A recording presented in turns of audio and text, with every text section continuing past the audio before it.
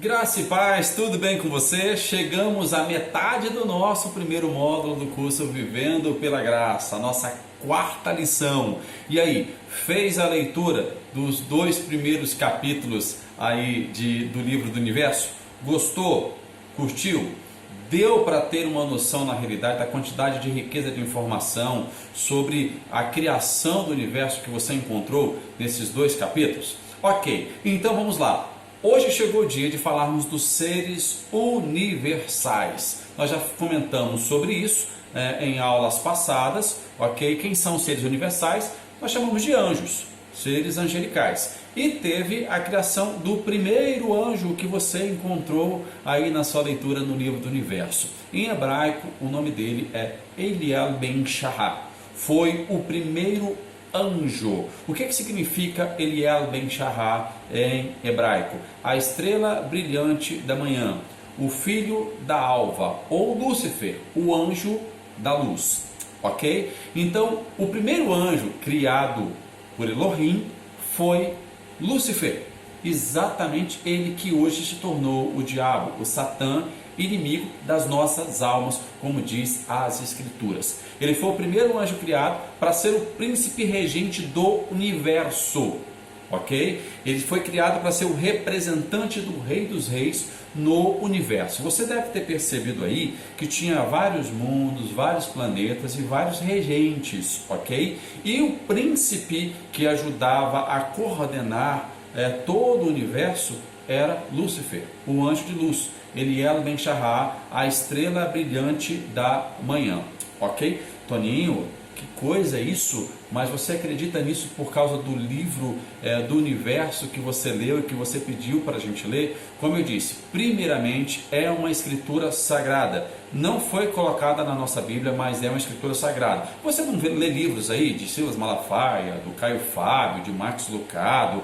Eu acredito que esses livros também são inspirados por Deus. Essas pessoas foram inspiradas pelo Espírito Santo para escrever tanta informação boa. Por exemplo, eu amo Filipenses. Ok? Eu amo Augusto Cury. Vocês já leram a literatura do Augusto Cury, que ele fala a respeito de Jesus Cristo? A maestria de Jesus Cristo é perfeita. Ele só pode ter sido iluminado pelo Espírito Santo para escrever, ok? Então vamos lá.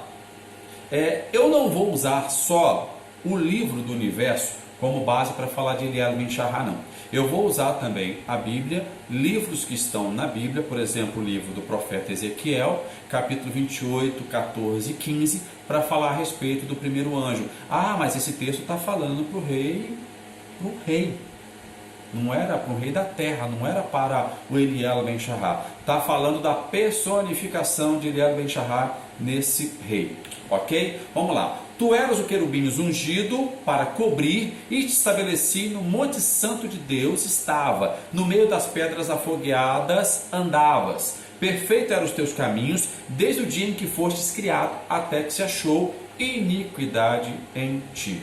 Até que se achou iniquidade em ti, ok? A iniquidade veio quando Eliel Ben Shahar deixou de viver pelos princípios do reino, que são paz, justiça e alegria, movida pelo Espírito Santo de Deus. Entenda o seguinte, está falando de um querubim, está falando de um anjo, está falando de um ser universal, um ser angelical.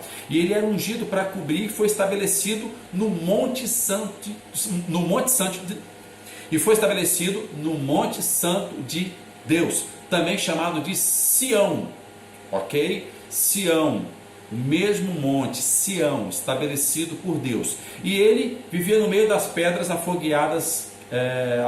E ele vivia no meio das pedras afogueadas. Que pedras afogueadas são essas? Anjos, outros seres universais que foram criados por Deus. O primeiro foi o Eliel Ben Shahar, aqui que hoje nós conhecemos como diabo, ok? Ele era perfeito nos caminhos, até que ele deixou de viver pelos princípios do Eterno, como diz Ezequiel 28, 14, 15. Agora vamos lá para o capítulo 1 do livro do Universo. Vamos lá ver se tem semelhança no texto de Ezequiel para o texto aqui do livro do Universo. Deus estava para trazer à existência a primeira criatura racional. Seria um anjo glorioso, de todos o mais honrado. adornado pelo brilho das pedras preciosas. Esse anjo viveria sobre o Monte Sião, o Monte Santo, como representante do Rei dos Reis diante do universo. Com muito amor, o Criador passou a modelar o primogênito dos anjos. Toda sabedoria aplicou ao formá-lo, fazendo-o perfeito. Com ternura concedeu a vida, o formoso anjo. Como que despertando de um profundo sono, abriu os olhos e contemplou a face do seu autor. Com alegria, o Eterno mostrou-lhe as belezas do paraíso, falando-lhe de seus planos que começavam a se concretizar. Que plano é esse que começava a se concretizar? O reino de Deus. E o primeiro ser que foi criado para governar o reino de Deus, para estar ali junto com Deus, foi Eliel Ben-Shahar. Viram a comparação do texto de Ezequiel com o capítulo 1 aqui do livro do universo? Ok? Vamos lá, vamos voltar para Ezequiel 28, agora a gente vai ler do 12 ao 19, porque você vai ver exatamente esse momento agora em que o diabo ele perde o foco. Você vai encontrar também aí no livro do universo. Se você leu já, você já encontrou isso, ok? Agora nós vamos ler Ezequiel 28, 12 e 19, para gerar aí de repente no seu coração mais segurança para isso, tudo que eu estou falando aqui. Filho do homem, levanta uma lamentação sobre o rei de Tiro e diz-lhe: assim diz o Senhor Deus, tu era o selo da medida, cheio de sabedoria e perfeito em formosura. Estiveste no Éden, jardim de Deus, de toda pedra preciosa era a tua cobertura. Sardônia, topázio, diamante, turquesa, ônix, jaspe, safira, carbúnculo, esmeralda e ouro. Em ti se faziam os teus tambores e os teus pífaros, no dia em que fostes criado, foram preparados. Tu eras o querubim, ungido para cobrir, e te estabeleci no monte santo de Deus estava, no meio das pedras afogueadas andavas. Perfeito eram os teus caminhos, desde o dia em que fostes criado, até que se achou iniquidade em ti. Na multiplicação do teu comércio, encheram o teu interior de violência e pecastes. Por isso te lancei profanado do monte de Deus e te fiz perecer, ó querubim cobridor, do meio das pedras afogueadas.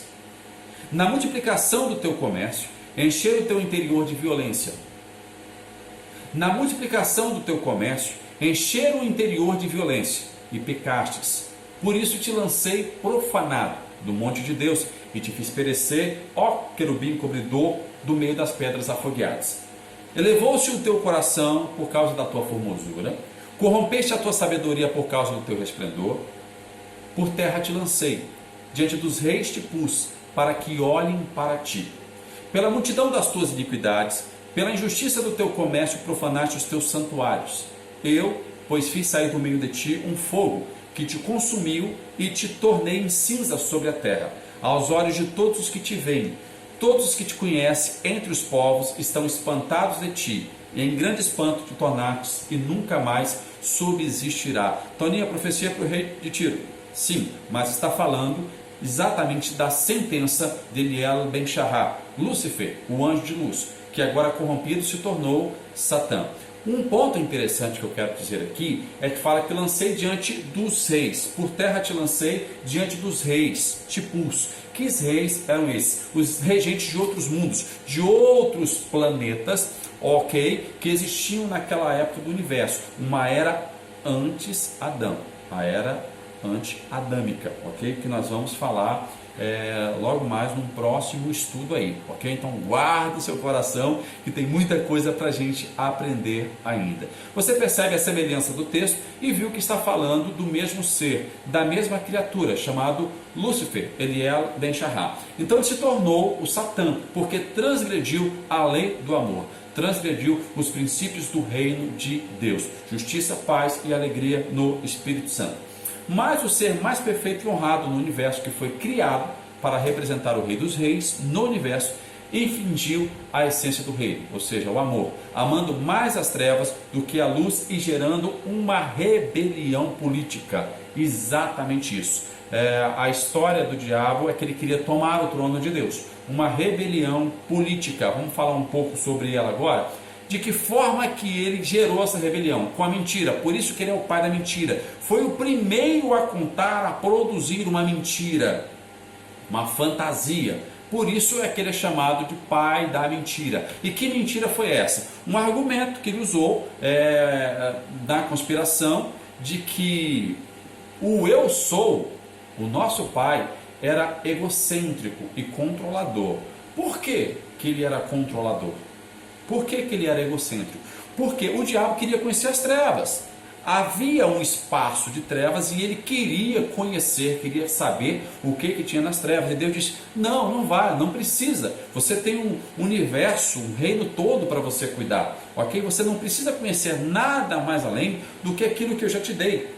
Ele tinha tudo, ele tinha um jardim, ele tinha um monte santo, ele tinha um lugar de honra no reinado de Deus. E ele resolveu querer mais além daquilo. Ele queria a glória de Deus toda para ele. Ele queria o lugar de Deus. E por isso ele arrumou esse argumento de que Deus era um controlador egocêntrico, porque Deus não queria liberá-lo para conhecer as trevas. Ok? E nesse argumento ele converse aí a terça parte dos anjos do reino. Apocalipse 12:4 fala a respeito disso. Ok? Ele exige o trono de Deus com esse argumento. Ele fala, eu quero sentar no seu trono. Você é egoísta, egocêntrico, e a gente exige que eu sente no seu trono. Então ele convence a terça parte dos anjos e leva esses anjos com ele. Ok? Apocalipse 12:7-9 diz o seguinte, vou ler aqui a primeira parte e eu vou te falar sobre a segunda para você ter um entendimento e não se confundir. Tem gente que lê Apocalipse e acha que é uma pegada só. Começou a ler do início, vai até o fim, é uma pegada só. Não é. Apocalipse fala de profecias cumpridas, profecias que vão se cumprir, ok? Então você precisa entender muito bem o tempo de cada profecia. E às vezes um texto só fala de várias profecias em diversos tempos e eras diferentes. Ok? Primeiro aqui, no capítulo 12, versículo 7, fala desse primeiro período aqui, desse período aonde o diabo, aonde Lúcifer, aonde Satã, né, o enganador, passou de certa forma a querer tomar o lugar de Deus. E aí fala da batalha, a primeira guerra que houve no mundo espiritual. E houve batalha no céu. Miguel, que era um outro anjo, um arcanjo também, um anjo de certa forma com uma autoridade dada por Deus, Miguel e seus anjos batalhavam contra o dragão.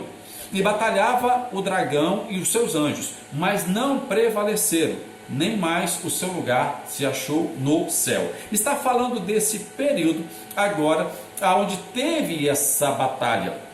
E o diabo foi expulso com a terça parte dos seus anjos, ok? E foi precipitado o grande dragão e a antiga serpente chamada o Diabo e Satanás.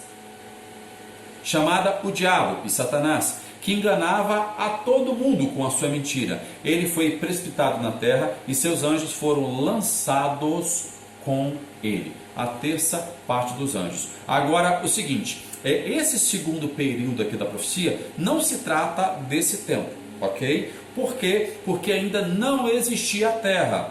Isso aqui é uma coisa que ainda vai acontecer, é uma outra batalha. Está falando de dois períodos aqui. Ah, Toninho, eu creio diferente. Não tem problema você crer diferente comigo, ok? Eu não vou abrir muito aqui a respeito de escatologia porque não é o momento. A minha intenção aqui é mostrar a você que o diabo, de certa forma, levou uma terça parte dos anjos com ele, ok? E houve essa batalha aí dizendo que ele queria o trono de Deus porque achava Deus muito egocêntrico, porque Deus não queria permiti-lo de conhecer as trevas. Ou seja, o intuito do diabo, o intuito de Lúcifer, de Satã, sempre foi querer ser Deus, sentar no trono de Deus e ser adorado, ok? Sobre toda essa situação, o grande eu sou, com seu senso de justiça e de paz e de amor, ele organiza um plano para provar a sua essência de amor, de paz, justiça e